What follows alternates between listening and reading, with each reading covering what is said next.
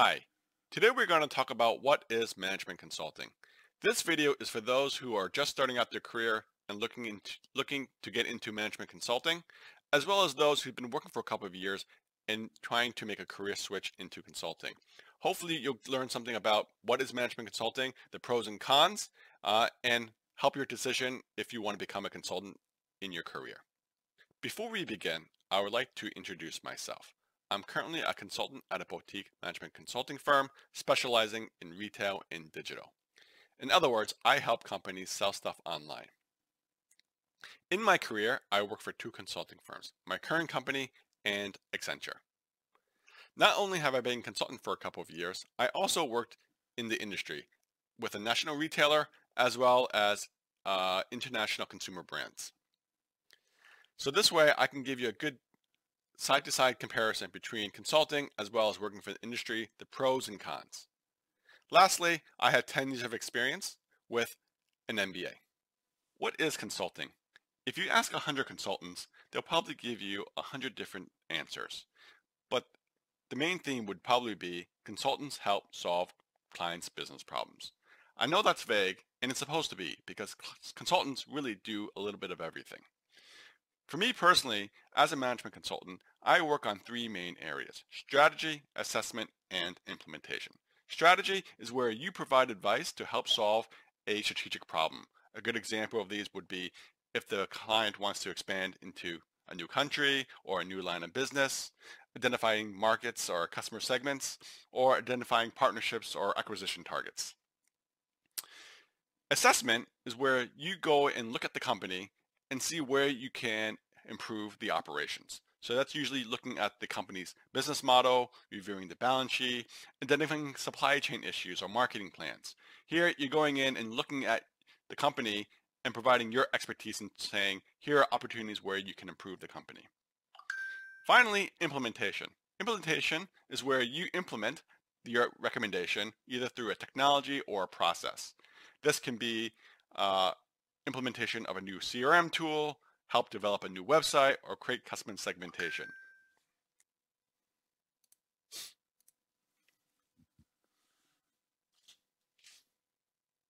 Why do companies hire consultants? Why can't they do it themselves? This is probably one of the Why do companies hire consultants? Why can't they do it themselves? This is a common question that I get asked all the time as a consultant. Well, there are three areas that I think why companies hire consultants. One is that they don't have the expertise or skill sets. So either they need to hire somebody, which can take time, or they don't have access to the talent pool to hire somebody. So for example, let's say a company is based out of Iowa or Montana, and you can see that in these small states or small market areas, it'd be hard to find someone with deep expertise in a particular area. Two is that they only need help for a short time to answer this particular business problem. So for example, going back to my strategy question, which market should we get into? It wouldn't make sense to hire somebody or a team of people to solve this question and then lay them off after they come up with an answer. And so hiring a consulting firm would be great in terms of getting the answer and then saving money, and so you don't have to lay off the entire team. And then finally, they probably want a second opinion on their strategy. So, CEO has an idea, he wants to do something or she wants to do something. They hire a consulting firm to confirm, yes, this is the right strategy, or no, have you thought of this and that? As consulting firms, not only do they have expertise and been doing this for a long time, but also they have industry data, they work with other peers, and so they can help advise CEOs and companies to say, this is what we see in the market, this is what you look at, or this is the trends we're seeing, and so confirming or questioning the CEO strategy.